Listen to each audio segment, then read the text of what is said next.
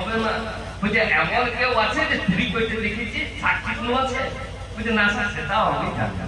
বলছে এক কাজ করো, যদি কেস করতে চাও, ডায়েরি করাইতে চাও, তা একটা সাক্ষী খুঁজে নিয়ে এসো। সাক্ষী ছাড়া তোমার কিন্তু মানে ডায়েরি হবে না।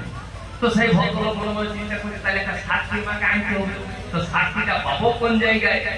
এমনই গোপাল কাকা কি বলবো, থানা থেকে যেই মাত্র বাইরে বেরিয়েছে, আর এমনই গোপালে যোগাযোগ, একটা গরুর পাইকার পাকা হাতে গরুর হাট। সে থানা তাকে দেখে দিয়ে বলছে, দাদা একটু শুনুন না, কি কাজ? দাদা আমার সঙ্গে একটু থানায় চলুন তো। বড় বড় আপনার জিজ্ঞেস করলেন, আপনি সাক্ষী, আপনি দেখিয়েছেন? আপনি শুধু বলে দিবেন যে হ্যাঁ স্যার আমি সাক্ষী, আমি দেখি। বলছি এইটুকু বলতে? ও বলে হ্যাঁ এইটুকু বলতে হবে, আর কিছু বলার দরকার নাই। বলছে তাই আমি পাবো কি? বলছে আপনাকে 100 টাকা দিচ্ছি। সে পাইকারটা মনে মনে চিন্তা করে সকালবেলা 100 টাকা ছেড়ে দিয়েও কোনো লাভ নাই।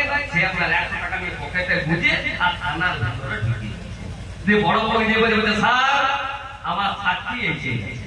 বুঝাও সাক্ষী এসে গেছে।